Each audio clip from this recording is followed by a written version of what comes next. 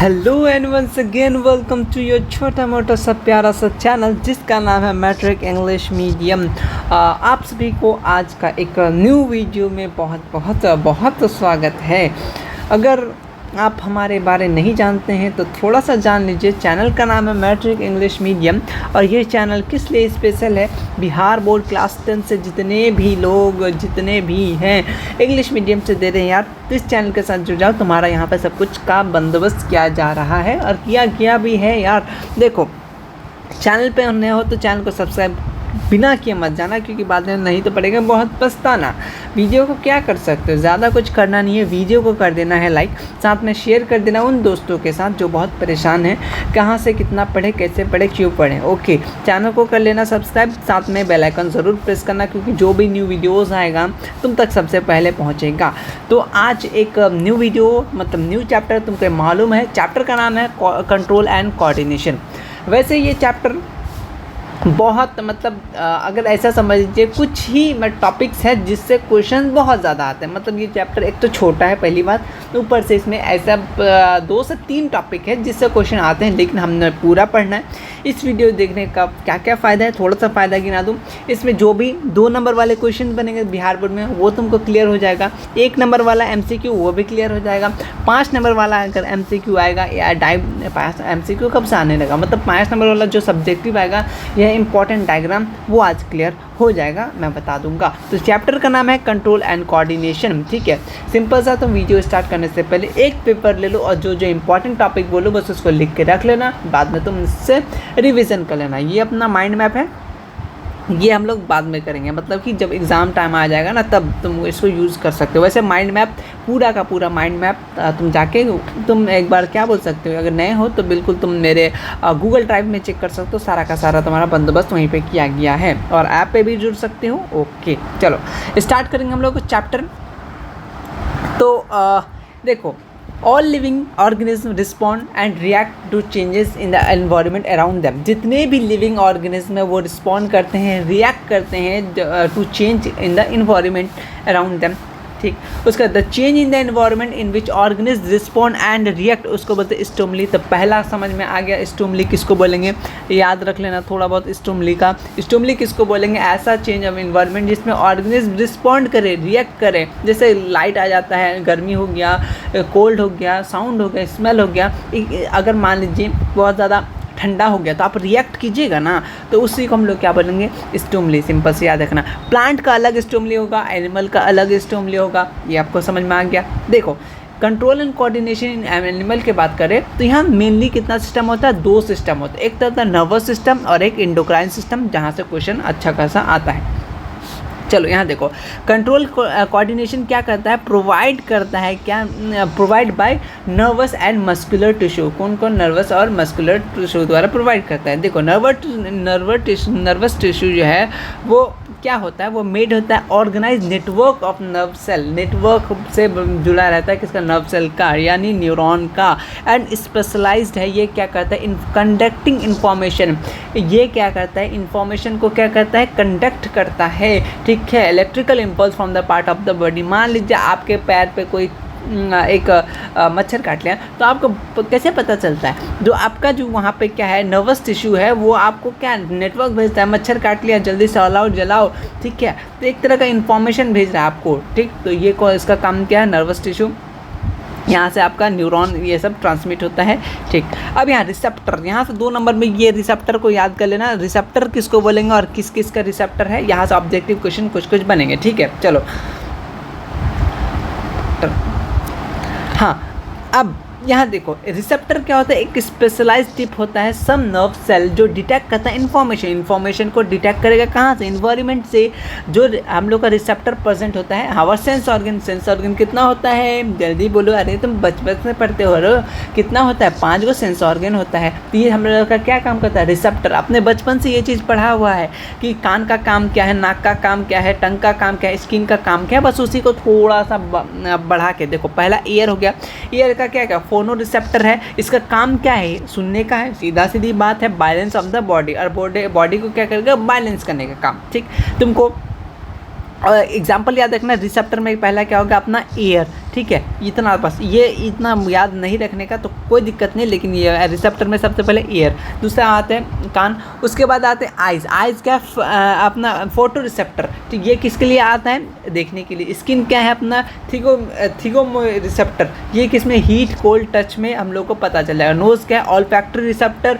टंग क्या है, गैसेटरी रिसेप्टर। ठीक, चलो तुमको इसमें से सबसे इंपॉर्टेंट बता देते हैं मैं। चलो तुमको बिहार बोर्ड में दो चीज़, ये वाला किधर मैं तुम्हें बॉक्स में बना के दिखा दूँ क्या, बिल्कुल यहाँ से देखो, तुम मेरे पास आए हो तो तुम्हें एक भी नंबर नहीं जाने दूंगा। यहाँ देखो, ये बॉक्स में बहुत इंपॉर्टेंट बॉक्स है, इस बॉक्स को तुम याद रख लेना, क्योंकि बिहार बोर्ड के मतलब क्वेश्चंस में पूछा गया था कि नोज़ में कौन सा रिसेप्टर, मतलब नोज़ ऑल्फैक्टरी रिसेप्टर, ठीक है, टंग में गैस्ट्री रिसेप्टर, और तुम आइज़ में याद रख लो फोटो रिसेप्टर, ठीक है। स्किन में क्या होता है, थिगो रिसेप्टर। इसमें ये सब अभी तक आया नहीं है, लेकिन तुम याद करके रख सकते तो हो सकता है आपके साल में आ जाए, ठीक है। ये 5 चीज़ है, कौन कौन सा रिसेप्टर कहाँ कहाँ करता है अपना, लेकिन ये दोनों तो आया हुआ था बोर्ड में, इसलिए तुम इसको ज़्यादा ध्यान देना, ठीक है। चलो इसको याद रख लेना। चलो डिटेक्ट टेस्ट, आपसे ऑब्जेक्टिव पता पूछ देगा, डिटेक्ट टेस्ट किससे करते हैं, तो गैसेटरी रिसेप्टर।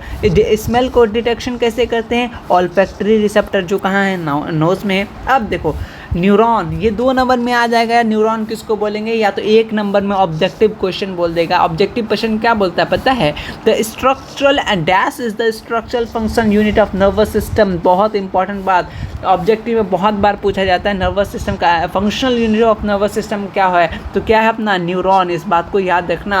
अब न्यूरॉन का तुम थोड़ा सा इसका डायग्राम भी याद रख लेना।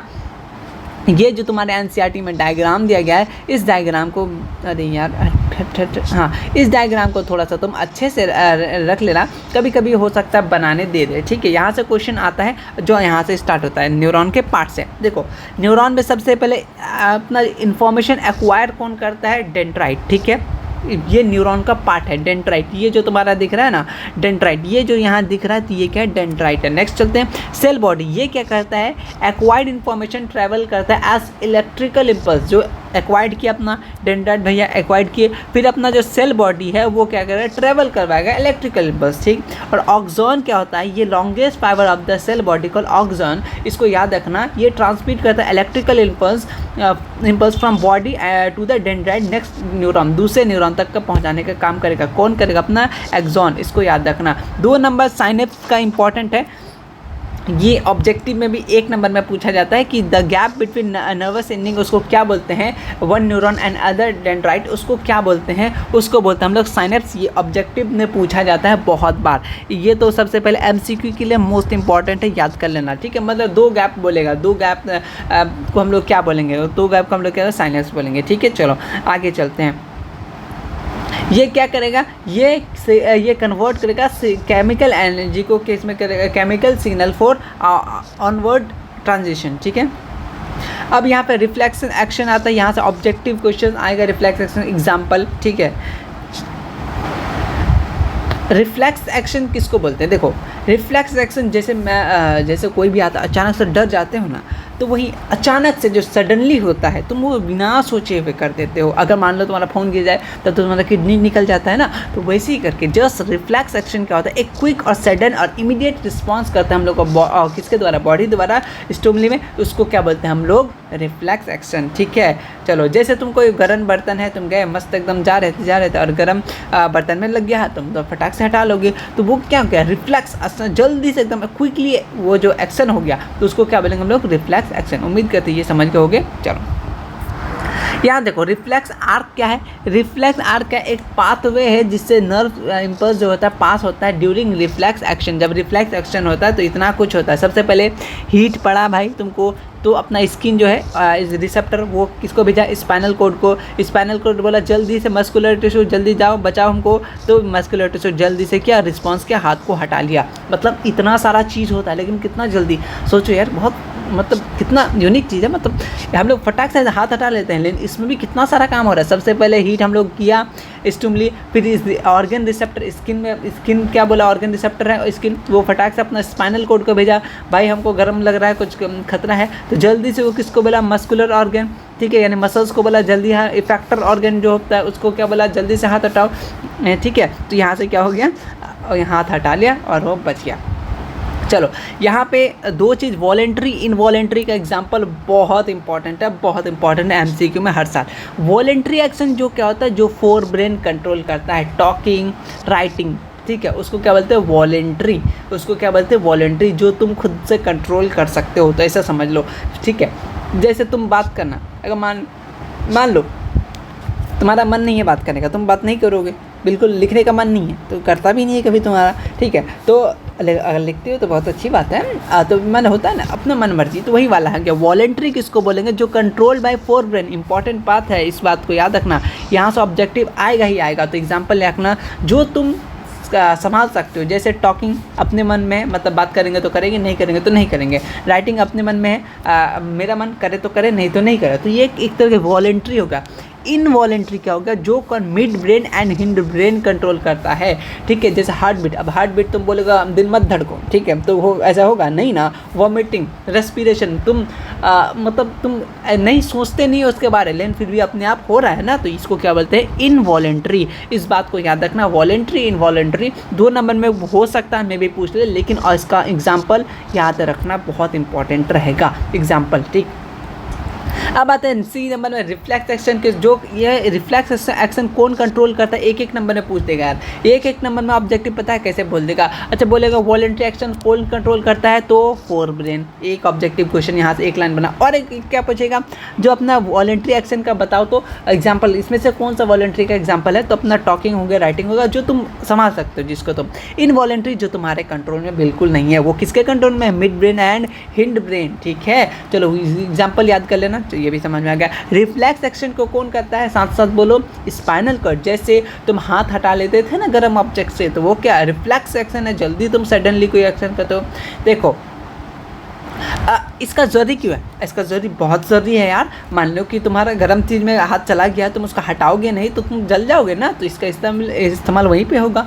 इन सम सिचुएशन जब हम लोग कोई गर्म ऑब्जेक्ट को छू लेते हैं, हम लोग को जल्दी हटाना है, अदरवाइज नहीं तो हम लोग का बॉडी में हार्म हो जाएगा, नुकसान हो जाएगा, फिर घाटा हो जाएगा। इसीलिए वो जनरेट होता है किसके द्वारा, spinal cord, instead in brain, spinal cord को रखा गया है। चलो ह्यूमन नर्वस सिस्टम में 2 चीज़ याद रखना। सबसे पहले तो सेंट्रल नर्वस सिस्टम का मतलब ये याद कर लेना, CNS का full form, peripheral nervous system में PNS। 2 चीज़, ह्यूमन नर्वस सिस्टम कितना कैटेगरी में बताया गया, एक तो सेंट्रल नर्वस सिस्टम, एक पेरिफेरल। जल्दी जल्दी बोलो साथ साथ, क्या सबसे पहले सेंट्रल नर्वस सिस्टम बोले तो CNS, पेरिफेरल नर्वस सिस्टम बोले तो PNS, ठीक है, आ गया। अब देखो यहाँ से देखो ये बात कि अपना जो सेंट्रल नर्वस सिस्टम है वो 2 चीज़, एक तो स्पाइनल कॉर्ड और ब्रेन से मिला हुआ, ठीक। चलो ये 2 चीज़ रहेगा CNS के अंदर आएगा। अब PNS के बोले यहाँ 2 आएगा, यहाँ पे क्या आएगा, 2 चीज़ आएगा। वो क्या है देख लो, एक जो अपना जो स्पाइनल नर्व्स है वो स्पाइनल कॉर्ड से आएगा, ठीक है, अराइज होगा, और अपना जो ये क्रेनियल नर्व्स है वो कहाँ पे, ब्रेन से अराइज होगा।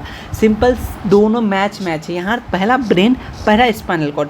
अगर ब्रेन से अराइज हो रहा है तो ब्रेन से क्या अराइज होगा, क्रेनियल नर्व्स। अगर स्पाइनल कॉर्ड से अराइज हो रहा है तो उसको क्या बोलेंगे, spinal nerve. Same to same है, यहाँ पेरिफेरल नर्वस सिस्टम या सेंट्रल नर्वस सिस्टम। ऑब्जेक्टिव इसको याद रखना, CNS PNS क्या है, ठीक है। चलो अब ह्यूमन ब्रेन में कितना पार्ट होता है, देखो the main coordinating centre of the body, वो 3 पार्ट में बना गया है अपना दिमाग को। कितना, 3 पार्ट याद रखना, fore brain, mid brain, hind brain. यहाँ से क्वेश्चन आता है, फोर ब्रेन का काम क्या है, वो मोस्ट कॉम्प्लेक्स और स्पेशलाइज पार्ट होता है ब्रेन का। आपसे पहला, और ये कंसिस्ट करता है सेरिब्रम, ठीक है, सेरिब्रम याद रखना, इस पॉइंट को इंपॉर्टेंट है, और ये फोर ब्रेन मिड ब्रेन वाला भी इंपॉर्टेंट है, ठीक है। फोर ब्रेन क्या है, एक most complex specialise part of the brain. Direct objective question ये पूछ देगा, मोस्ट कॉम्प्लेक्स और specialise part of the brain कौन है, तो अपना फोर ब्रेन। कौन है, फोर ब्रेन। और ये क्या कंसिस्ट करता है, सेरिब्रम, पहला इंपॉर्टेंट। इसका फंक्शन भी याद रख लेना, जो सेरिब्रम, जैसे फोर ब्रेन का काम, main thinking part of the brain. ये ऑब्जेक्टिव क्वेश्चन, बिहार बोर्ड आया हुआ क्वेश्चन, तो क्या हो जाएगा, फोर ब्रेन। तुम इस तरीके से पढ़ के रखोगे यार, तुम्हारा कहीं भी नंबर किधरों नहीं कटने वाला है, ठीक है। मेरे साथ जुड़े रहो, मैंने जैसे पढ़ाता, मैं जो भी पढ़ाता तो मैं सब कुछ बता देता हूँ, ठीक है। जैसे मतलब मुझे देखो क्या बोलते हैं उसको, मैं मतलब क्वेश्चन इतना देखा हुआ हूँ, मतलब कि इतना बार देखा हूँ, पिछले साल भी पढ़ाया, मतलब कि बताया सबको, और इस साल भी, तो मुझे याद हो गया कहाँ से किस टाइप का क्वेश्चन और कैसे बना था। तो तुम ये सब सुनते चलोगे तुम्हें पता चलेगा हाँ क्वेश्चन किस लेवल का आता है, ठीक है, बात को समझ रहे होगा। तो अगर मान लो यहाँ पर डायरेक्ट पूछ देगा objective question thinking part of the brain, तो अब क्या समझ गया, फोर ब्रेन। अगर बोल देगा फोर ब्रेन का फंक्शन क्या है, तो thinking part of the brain. कान की तरह से पकड़े लेकिन पकड़ नहीं देना नहीं है। चलो आगे आ जाओ थोड़ा सा हम लोग, चलो थोड़ा। और ये क्या कहता है, वॉलेंट्री एक्शन, ये भी इंपॉर्टेंट पॉइंट है कि वॉलेंट्री एक्शन कौन कंट्रोल करता है, तो आपका आंसर क्या होना चाहिए, फोर ब्रेन। और ये भी इंपॉर्टेंट, देखो हर एक पॉइंट से ब्रेन वाला चीज़ इंपॉर्टेंट है, याद रखना। ब्रेन का पार्ट, ब्रेन का फंक्शन इंपॉर्टेंट है, ठीक है, ब्रेन वाला। और एक प्लांट में आएगा 2-3 टॉपिक, वो बहुत इंपॉर्टेंट है, ठीक। स्टोर इन्फॉर्मेशन कौन रखता है मेमोरी में, फोर ब्रेन। और जो यहाँ पे क्या बोलना चाह रहा है, रिसीव करता है sensory impulse from the various part of the body and integrate it, ये कौन करता है आपका, कहाँ करता है, कौन करता है, फोर ब्रेन। और यहाँ पे आपका जो centre associated with hunger, hunger से भी एसोसिएटेड है कौन, fore brain.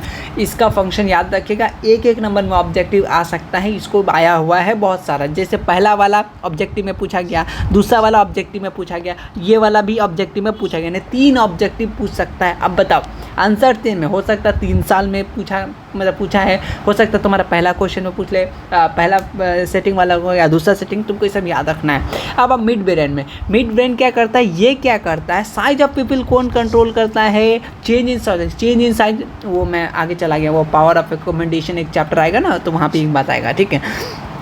Change in people size ये कौन करता है तुम्हारा, ये मिड ब्रेन। और ये इनवॉलेंट्री एक्शन सबसे इंपॉर्टेंट बात है, इनवॉलेंट्री मतलब जो तुम कंट्रोल नहीं कर सकती, तो इनवॉलेंट्री कौन करता है, मिड ब्रेन। तुमने पहले पढ़ा है, मिड ब्रेन और हिंड ब्रेन आता है, चलो यहाँ पे देख लो, ठीक है। उसके बाद रिफ्लेक्स मूवमेंट, हेड, नेक और ट्रंक, ये सब का जो मूवमेंट होता है, रिफ्लेक्स अचानक से जो मुड़ना होता है, उसको कौन कंट्रोल करता है, अपना मिड ब्रेन भैया। तो आप देखो हिंड ब्रेन के पास 3 पार्ट होता है, वो क्या होता है, सेरिबेलम, अरे देखो एक सेरिब्रम होता है, एक सेरिबेलम, कंफ्यूज मत होना। वहाँ सेरिब्रम था तो वहाँ कहाँ का पार्ट था, सेरिब्रम अपना कहाँ का पार्ट था, बोलो कहाँ, फोर ब्रेन का, यहाँ सेरिबेलम है, ठीक है, डबल एल वाला है, ठीक है। मैं बहुत कंफ्यूज हो जाता था, इसलिए मैं बता दूँ। ये पहला इंपॉर्टेंट क्वेश्चन बिहार बोर्ड के लिए बहुत इंपॉर्टेंट है, जब न सेरिबेलम है वो कंट्रोल करता है पोस्चर एंड बैलेंस, बहुत बार पूछा गया। मतलब तुम बैठने का जो तरीका होता है ना, तो वो कौन बैलेंस करता है, पोस्चर और बैलेंस को, सेरिब्रम। मोस्ट इंपॉर्टेंट क्वेश्चन यार, तुम अगर ध्यान से सुन रहे होगे तो तुम्हारे लिए क्लास बहुत इंपॉर्टेंट रहेगा, ठीक है, और है ही, ठीक है। और वॉलेंट्री प्रेसिस वॉलेंट्री एक्शन, जैसे कलम उठाना, ये सब कौन कर सकता है, तो ये तुम्हारा सेरिबेलम का काम है। मेडुला क्या होता है, ये कंट्रोल करता है इनवॉलेंट्री एक्शन, जैसे ब्लड प्रेशर, ऑब्जेक्टिव क्वेश्चन, ये भी इंपॉर्टेंट को लाइन है कि मेडुला का क्या है, एक तो इनवॉलेंट्री एक्शन को कंट्रोल करता है, साथ में जैसे एग्जाम्पल ब्लड प्रेशर, सेलेवा, वोमिटिंग, ये एग्जाम्पल याद रखना, एग्जाम्पल तो बहुत इंपॉर्टेंट है ये वाला, ठीक है। ऑब्जेक्टिव में आया, ब्लड प्रेशर कौन कंट्रोल करता है, हिंड ब्रेन का पार्ट मेडुला में, अगर नहीं दिया हुआ है तो कौन करता है, हिंड ब्रेन। अगर हिंड ब्रेन का पार्ट दिया हुआ है तो मेडुला आंसर होगा, ठीक है, दोनों में से एक तो राइट हो ही जाएगा, तो होगा ही मेडुला, ठीक है। पोज की बात करें, ये क्या होता है, इनवॉलेंट्री एक्शन, जो रेगुलेशन ऑफ रेस्पिरेशन को ये करता है। चलो अब यहाँ पे तुम्हारा ब्रेन का स्ट्रक्चर, तो तुम ब्रेन का स्ट्रक्चर बना सकते हो। वैसे तुम्हारा ब्रेन का स्ट्रक्चर अभी तक नहीं दिया है, 1-2 बार दिया होगा, मुश्किल से, बहुत कम ही देता है, ठीक है। ब्रेन का स्ट्रक्चर की बात करें, मतलब डायग्राम, तो तुम वैसे बना लोगे यार, किसी का सामने तो बैठा ही होगा बंदा, उसी का दिमाग बना के रख देना, सिंपल सा, ठीक है। देखो क्या बनाना है, सुंदर सुंदर पेड़ बना देना, ठीक है, और यहाँ पे थोड़ा सा पाइप लगा के तुम बना लेना, ठीक है। और बनाने का सिंपल तरीका है पेंसिल से बनाना, बट जब नामकरण करोगे तो कलम से करने का, ठीक है। और 2-3 को नाम लिखना, जैसे यहाँ क्या है, सेरिब्रम है, यहाँ पे क्या स्कल है, मिड ब्रेन है, हिंड ब्रेन है, स्पाइनल कॉर्ड है, मेडुला, इतना कुछ तो अगर तुम नहीं भी दिखाओगे, लेकिन 2-3 चीज़ दिखा दोगे तो तुम्हारा नंबर कहीं नहीं जाने वाला। थोड़ा बहुत डिफाइन भी कर देना, ठीक है, क्योंकि 5 नंबर का मामला है, दिल का मामला नहीं है जो छोड़ देंगे, ठीक है। प्रोटेक्शन ऑफ, आप देखो आप प्रोटेक्शन कैसे करते हैं ब्रेन एंड स्पाइनल कॉर्ड का, ब्रेन जो है वो किससे बचा है रखा है। देखो जो वहाँ पे क्या होता है, एक फ्लूइड होता है, ठीक है, बलून में, यहाँ पे ये जो इसमें क्या होता है प्रोटेक्ट फ्लूइड। आप फ्लूइड या एनसीईआरटी का लाइन है, आप अगर एनसीईआरटी पढ़े होंगे, brain protected by fluid, field होता है बलून जो शॉक एब्जॉर्ब कर लेता है। वो किससे इनक्लोज है, कैरिनियम से, और इसको स्कल और या फिर ब्रेन बॉक्स बोल सकते हैं। ठीक है, इंपॉर्टेंट लाइन है, इसको थोड़ा सा आप इंपॉर्टेंट करके रख सकते हैं, थोड़ा सा क्या करिए लेना यार। ठीक, छोटा सा चैप्टर है, ज़्यादा नहीं है। अब बताइए स्पाइनल कॉर्ड इनक्लोज करता है वर्टिब्रल कॉलम, ये भी इंपॉर्टेंट बी नंबर लाइन है। इसको कैसे प्रोटेक्ट करते हैं, स्पाइनल कॉर्ड को याद हो जाना चाहिए, वर्टिब्रल कॉलम। अब देखो यहाँ पे difference coordination between nervous system and muscular system. देखो सबसे पहले ऑर्गन जो लिया अपना, ऑर्गन भैया जो थे यहाँ पे बोलना चाह रहा है। सबसे पहले देखो, सबसे पहले यहाँ से तुम सेंस ऑर्गन तुम्हारा आया, वहाँ सिग्नल आया, कुछ हुआ, वो क्या सेंसरी नर्व से एक सीएनएस के पास जाएगा, मतलब सीएनएस का फुल फॉर्म बता दो, अब तो तुमको याद हो गया। फिर वहाँ से एक मोटर नर्व से फिर पास होगा, जो भी इन्फॉर्मेशन कहाँ पे, मसल से। ठीक है, वहाँ से तुमको फिर वहाँ पर रिस्पॉन्स करने का ऑप्शन आएगा। ठीक है, चलो यहाँ से ये जो लिमिटेशन ऑफ इलेक्ट्रिक यहाँ पे नर्वस सिस्टम है, ये बिल्कुल नहीं आएगा तुम्हारे इसमें। ठीक है, वैसे ये नोट्स मतलब कि तुम्हारा सीबीएसई से हो, बिहार बोर्ड से हो, इम्पॉर्टेंट तुम्हारा दोनों के लिए है, लेकिन ये लिमिटेशन ऑफ यहाँ पे इलेक्ट्रिक कम्युनिकेशन और नर्वस सिस्टम, यहाँ से क्वेश्चन नहीं आता है। ठीक है, तो बस थोड़ा सा हम लोग देख लेते हैं, लेकिन क्वेश्चन नहीं आता, इसको उतना तुमको हाईली करके नहीं लेना। मैं हाँ चलो, electrical impulse will reach only to those are connected by nervous system. Electrical impulse जो कौन रीच करेगा, जो कनेक्ट होगा किससे, नर्वस टिश्यू से। ठीक है, चलो क्योंकि नर्वस टिश्यू ना पहुंचाएगा यार। After generation transmission of the electrical impulse the cell take some time to rest and mechanism therefore transmitted another impulse, so cell can not continuously create and transmit impulse. उसके बाद जो generation हो गया electrical impulse, जो cell को कुछ some time चाहिए जो रेस्ट उसका मैकेनिज्म के लिए, बिफोर वो क्या करेगा, ट्रांसमिटिंग अनदर इम्पल्स, सो वो क्या कंटिन्यूसली वो क्रिएट नहीं कर पाएगा एंड ट्रांसमिट इम्पल्स।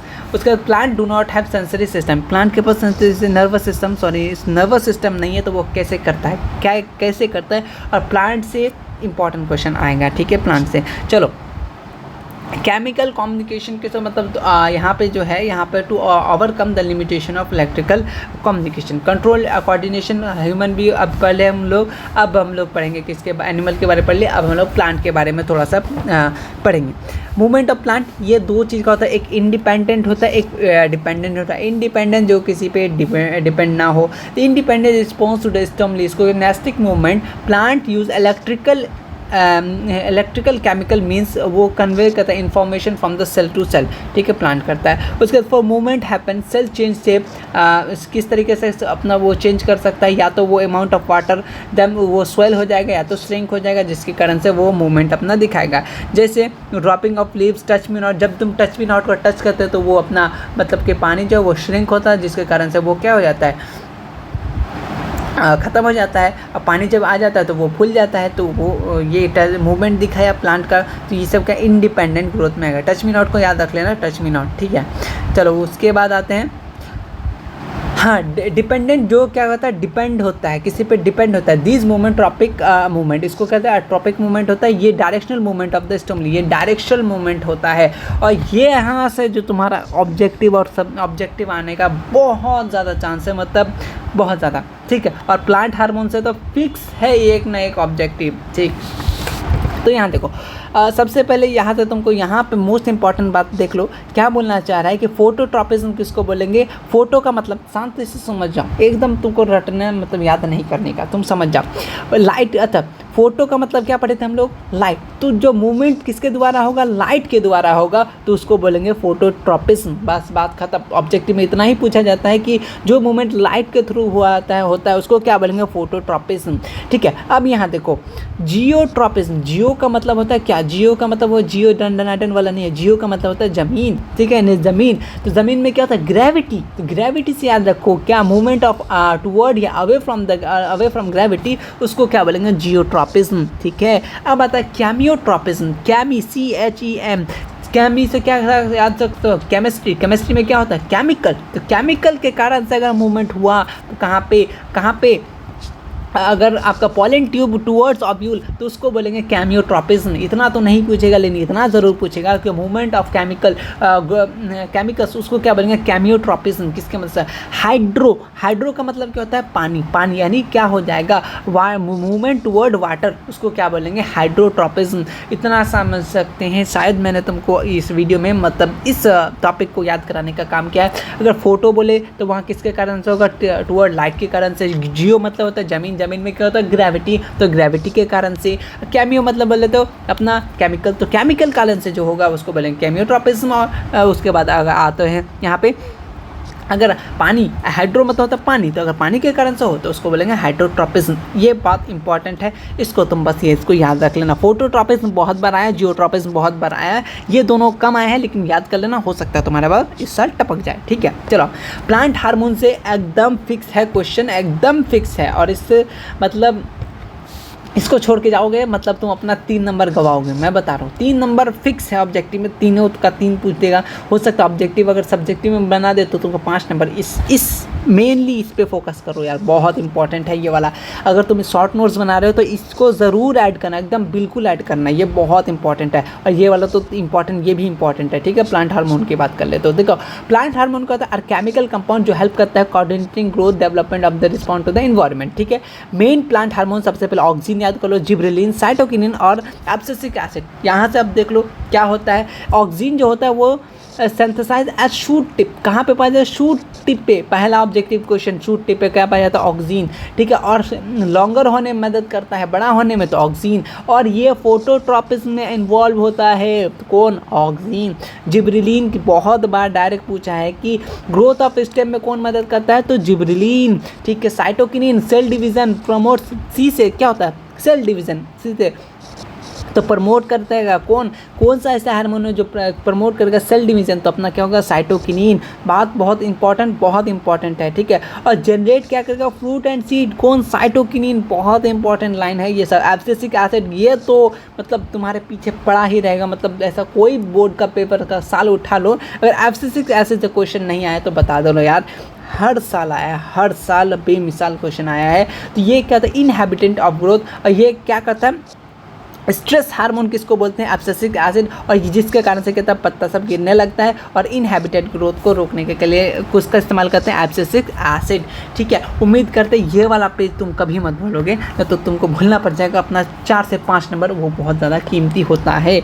ठीक है, अब आते हैं हार्मोन किसके बारे में, एनिमल के बारे में। हार्मोन क्या होता है, हार्मोन एक केमिकल सब्सटेंस है जो क्या करेगा कोऑर्डिनेट करेगा activities of the living organism और उसका ग्रोथ में। ठीक है, इंडोक्राइन ग्लैंड ये क्या करता है सिक्रेट हार्मोन करता है। अच्छा हार्मोन, अब पहला ऑब्जेक्टिव क्वेश्चन आता है कि हार्मोन कौन सिक्रेट करता है, कौन सा ग्लैंड, तो इंडोक्राइन ग्लैंड। याद रख लेना कहाँ पे, इनटू द ब्लड, इंपॉर्टेंट है। चलो जल्दी चलो, और इस बॉक्स को तुम याद कर लो तो तुम्हारा 2 से 3 नंबर इस बॉक्स से फिक्स हो जाएगा। मैं गारंटी लेके बोल रहा हूँ, इस गारंटी से इससे तुम्हारा 2 से 3 नंबर इजीली फिक्स हो जाएगा।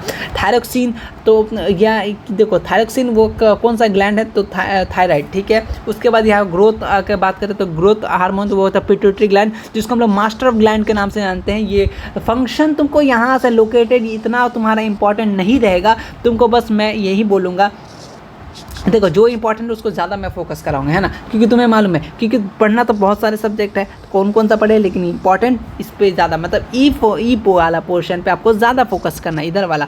थायरोक्सिन की बात करें हार्मोन, ये कहाँ है अपना थायराइड में। ठीक है, हार्मोन ग्रोथ हार्मोन के में pituitary gland, master of gland बहुत बार पूछा है, मास्टर ऑफ ग्लैंड किसको बोलते हैं, पिट्यूटरी ग्लैंड। एड्रिलिन कौन, एड्रिनल हो गया। इंसुलिन पेनक्रियाज हो गया। टेस्टोस्टेरोन बहुत बार टेस्टिस इन मेल में, ठीक है, और अपना जो होगा फीमेल में होगा वो एस्ट्रोजन इन ओवरीज। ठीक है, याद रख लेना बहुत इंपॉर्टेंट। ये तो आपका दूसरे हाउ टू ऑर्गेनिज रिप्रोड्यूस में आएगा, लेकिन ये दोनों जो क्वेश्चंस है मैं इस दोनों को भी बॉक्स में बंद कर देता हूँ। क्यों, क्योंकि ये दोनों भी बहुत ज़्यादा इंपॉर्टेंट है। वैसे ये तो पूरा डिब्बा ही इंपॉर्टेंट है, लेकिन ये भी बहुत बार पूछा गया तो तुम उसको भी याद रख लेना। ठीक है, रिलीजिंग हार्मोन की बात कर लो थोड़ा सा, तो रिलीजिंग हार्मोन हाइपोथैलेमस, ठीक है। यहाँ से 6 का 6 तुम याद कर लो ना, तुम्हारा 2 से 3 नंबर कहीं नहीं जाने वाला इस बॉक्स से, तुम याद रखना। तुम्हारा एनसीईआरटी में ये बॉक्स है, ठीक है, वहीं पे एनसीईआरटी ही पढ़ रहा है। तुमने एनसीईआरटी नहीं पढ़ा है, इतना कर लो यार, बहुत हो जाएगा तुम्हारे लिए, ठीक है। आयोडीन, ये 5 नंबर का क्वेश्चन है। आयोडीन क्यों ज़रूरी है तुम्हें बताना पड़ेगा। क्यों, देखो iodine salt is necessary because वो क्या कहता है, आयोडीन मिनरल, उसमें क्या होता है, इसेंशियल पार्ट ऑफ थायरोक्सिन। उसमें क्या होता है, thyroxine hormone secreted by the thyroid gland. Objective question, thyroxine hormone कौन सिक्रेट करता है अपना, आप जल्दी बता दो यार। अरे क्या हो गया, हाँ, थायरोक्सिन जो है वो सिक्रेट करता है कौन सा, थायराइड ग्लैंड। और ये क्या करता है, थायरोक्सिन जो है, ऑब्जेक्टिव क्वेश्चन आ जाएगा, थायरोक्सिन याद रख लेना। थायरोक्सिन रेगुलेट करता है metabolism of carbohydrate, fat, protein, ठीक है। और ये कंज्यूम करता है iodised salt which necessary proper working of thyroid gland, ठीक है। और जिसके कारण से क्या होता है, हम लोगों का गला में क्या गॉइटर होता है, यानी स्लो एंड नेक हो जाता है। इंपॉर्टेंट है ये वाला, ठीक है। इस बात को मतलब आयोडीन की कमी से क्या होता है, और आयोडीन कहाँ से अपना थायरोक्सिन जो होता है वो हार्मोन क्या सीक्रेट करता है, थायराइड ग्लैंड। ये सब बात तुमको याद रखना है, ठीक है। अब चलो लास्ट टॉपिक बस ख़त्म है, ठीक है। बस आधा घंटा में शायद हम लोग का पूरा टॉपिक खत्म। बहुत हमने बहुत बड़ा काम किया आज, ठीक है। डायबिटीज़ में एक क्वेश्चन आ जाता है यार, डायबिटीज़ क्या होता है, ये क्या करता है, in which blood sugar level increase और डिक्रीज़ भी करा सकते हैं, वैसा बात नहीं है, इंक्रीज और डिक्रीज दोनों करा सकते हैं। आगे देखो, यहाँ देखो वैसे काउजेस क्या है, यहाँ पे deficiency of insulin hormone secrete pancreas.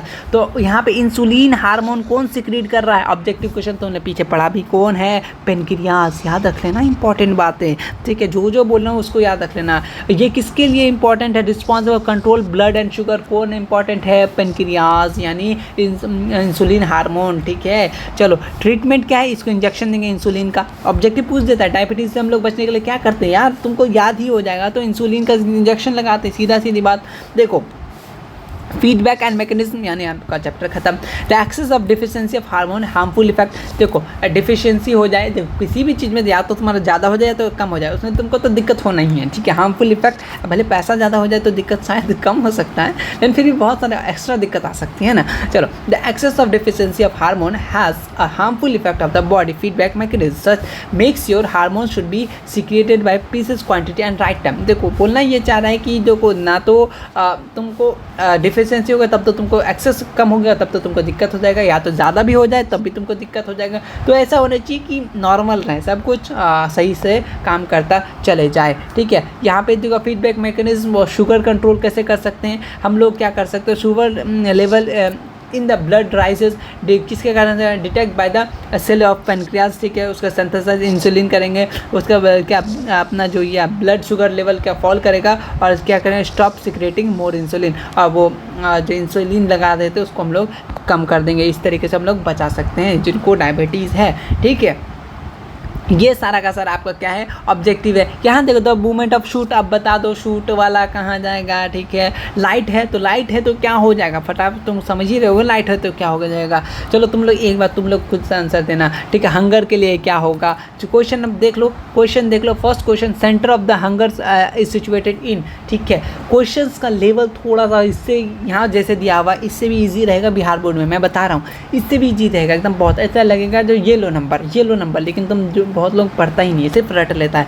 तुमने कहानी पढ़ा वो भी सिर्फ आधा घंटा में, इसके बाद जो तुम 2009 से 2023 तक का तुम क्वेश्चन लगाओ तो बोले भाई ये तो ऐसे ही बना के आ जाएंगे, तुमको मैंने बता दिया। अब थोड़ा सा इंपॉर्टेंट सब्जेक्टिव की बात कर ले, तुमको ज़्यादा से ज़्यादा फोकस किस पे करना है थोड़ा सा मैं उस पर बता देता हूँ, ठीक है। तो अगर मान लो कोई तुमको सिंपल रिसेप्टर एक बात मैं दूसरा कलर से करता हूँ, तो रिसेप्टर पे ध्यान देना है, ठीक है। सबसे कंट्रोल एंड कोऑर्डिनेशन यहीं पे ध्यान देना है। कंट्रोल एंड कोऑर्डिनेशन किसको बोलते हैं, कभी कभी पूछिए लेता है, ठीक है। अपना 5 नंबर के लिए किसको, न्यूरॉन को फिक्स कर लेना, और रिसेप्टर तो ऑब्जेक्टिव के लिए आएगा। रिफ्लेक्स एक्शन किसको बोलेंगे, इसको 2 नंबर के लिए फिक्स कर लेना, ठीक है। ये वॉलंटरी इनवॉलंटरी रिफ्लेक्स, ये अगर आएगा तो तीनों का तीनों आएगा, नहीं तो कोई नहीं आएगा। ह्यूमन ब्रेन का हो सकता है, तुमको पार्ट लिखने बोले तो ह्यूमन का ब्रेन का पार्ट और उसके साथ छोटा छोटा उसका फंक्शन लिख लेना, ठीक है। उसके बाद उसके बाद कहाँ आएंगे, चलो उसके बाद स्पाइनल कोड तुम थोड़ा सा देख लेना, ठीक। उसके बाद लिमिटेशन प्लांट हार्मोन क्या होता है ये इंपॉर्टेंट है।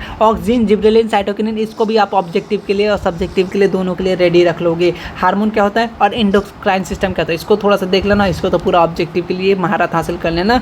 और आयोडीन क्यों इसेंशियल है इस बात का देख लेना। और डायबिटीज़ वाला किसे बचा सकते हैं, डायबिटीज़ किससे क्या होता है, बस इतना कुछ कर लेना। इस चैप्टर में ज़्यादा कुछ नहीं था। उम्मीद करते तुमको ये वीडियो अच्छा लगा होगा तो या चैनल को साथ में वीडियो को लाइक कर देना, क्योंकि और भी इसी तरह के वीडियो आएगा तुम्हारे लिए, क्योंकि ये चैनल सिर्फ और सिर्फ तुम्हारे लिए ही बनाया गया। हाँ, तुम्हारे लिए ही बनाया गया। और भी इस तरीके की वीडियो पाने के लिए चैनल को छोटा सा सब्सक्राइब करके साथ में बेल आइकन प्रेस कर लेना। तो मिलते हैं नेक्स्ट वीडियो में, तब तक के लिए इस अच्छे से पढ़ते रहो, नोट्स भी तुमको मिल जाएगा, जल्द ही मिल जाएगा। तो मिलते हैं नेक्स्ट वीडियो, तब तक के लिए take care and good night.